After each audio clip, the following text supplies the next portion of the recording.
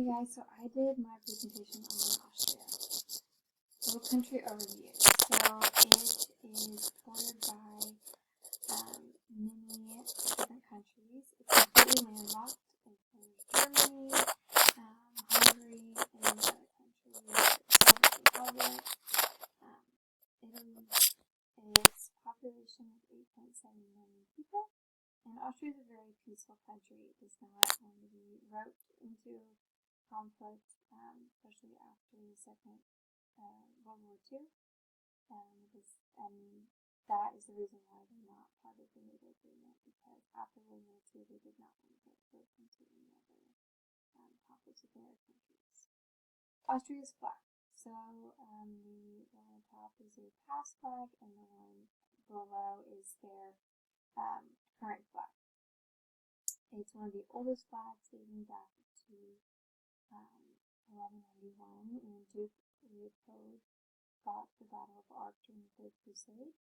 The red stands for bravery and strength, and the white stands for peace and honesty, going back to how they're a very peaceful country.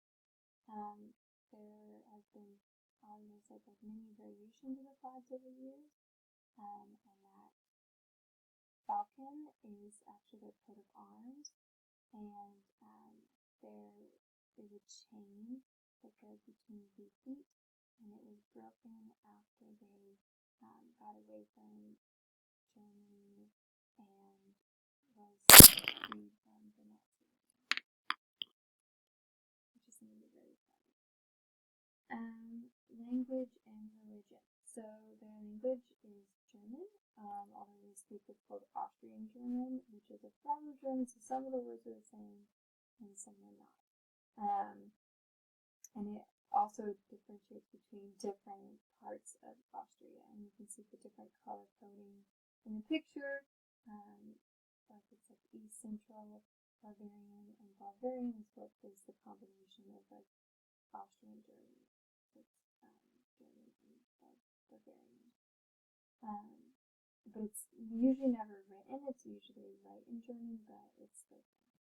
The main form of religion is Roman Catholic, and then the recently rise in Eastern Orthodox due to migration of Muslims. Political. Austrian politics is a federal parliamentary republic. They have the executive branch, legislative branch, and judicial branch. The executive branch has a president and a chancellor. And recently, for the first time ever, the president is part of the Greens alternative, which is a political party, and it's a newer one, and it's the first time we've ever had a president in this political party. And there's 5 political parties, which is the Austrian People's Party, the Social Democratic Party of Austria, Freedom Party of Austria, and the NEOS, which is the New Austria, and Liberal Farm, and the Greens, and Alternative. There's 5.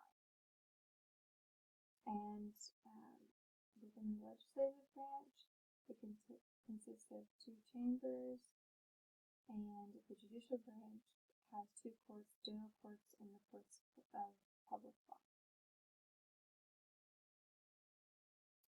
For economy, the GDP is 446.3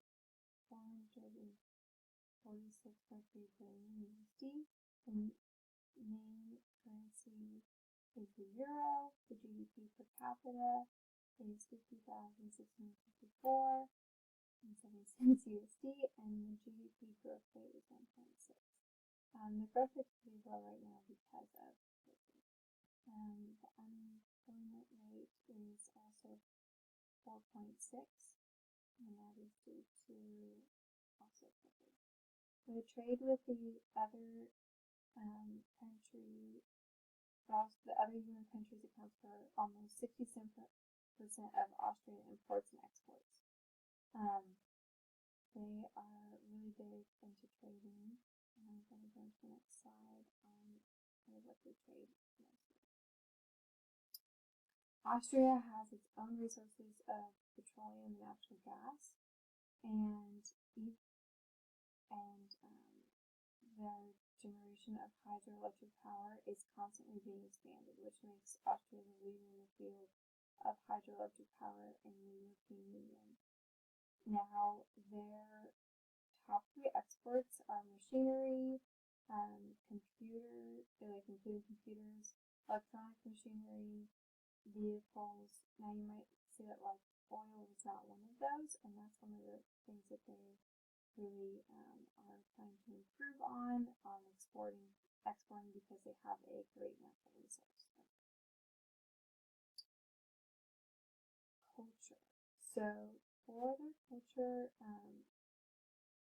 so social cohesion and tolerance is one of the main, highest significance in Austrian society.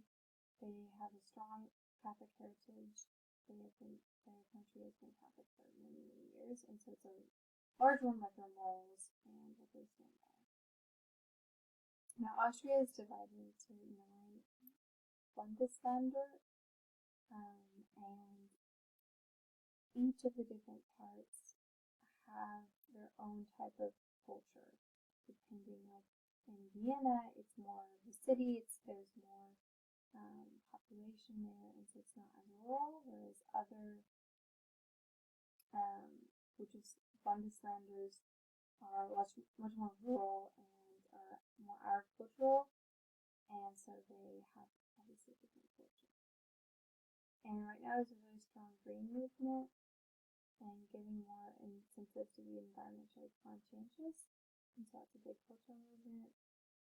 And as I said in the beginning, overall people are more quiet and reserved, and they don't want to create conflict. So overall the country is very calm and peaceful.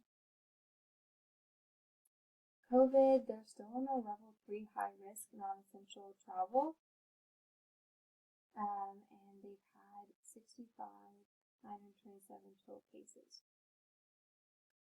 And so they're still needing to improve on their COVID cases, and they're still working on that. And Austria is introducing support measures for sectors heavily affected due to outbreaks, like,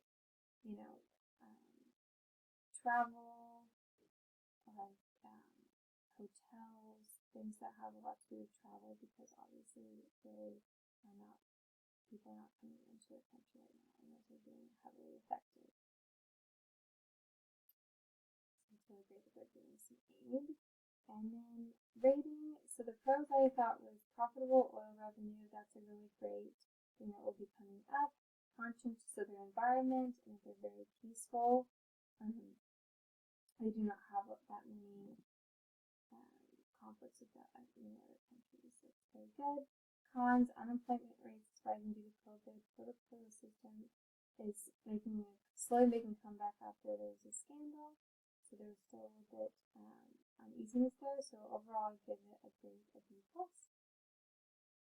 Thank you for listening.